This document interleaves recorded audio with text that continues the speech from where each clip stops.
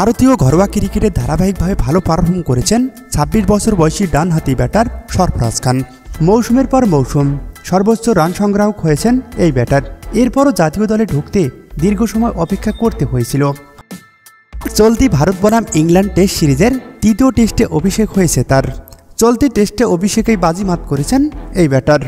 ২ ইনিংসে করেছেন দুর্দান্ত দুটি অর্ধশতক। স্পর্শ করেছেন কিংবদন্তি ভারতীয় ক্রিকেটার সুনীল গাভাস্করের নজিরও।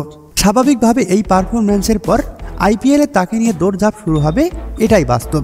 আর বাস্তবে ঘটলেও এমনটাই।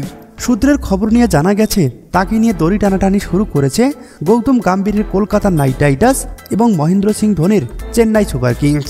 গত ডিসেম্বরে অনুষ্ঠিত হয়েছিল আইপিএলের মিনি নিলাম। সেই নিলামে অবিকৃত অবস্থায় ছিলেন সরফরাজ খান। কলকাতা ভিত্তিক সংবাদ মাধ্যম আনন্দবাজার পত্রিকার এক রিপোর্ট অনুযায়ী আসন্ন মৌসুমে কেকেআরের ম্যান্ডর গৌতম গম্ভীর নাকি কেকেআর টিম ম্যানেজমেন্টকে ইতিমধ্যেই সবুজ সংকেত দিয়েছে সরফরাজ খানকে দলে নেওয়ার বিষয়ে। আরেকটা রিপোর্ট অনুযায়ী দাবি করা হয়েছে মহেন্দ্র সিং ধোনির চেন্নাই সুপার কিংসও নাকি তাকে দলে নিতে আগ্রহ প্রকাশ করেছে।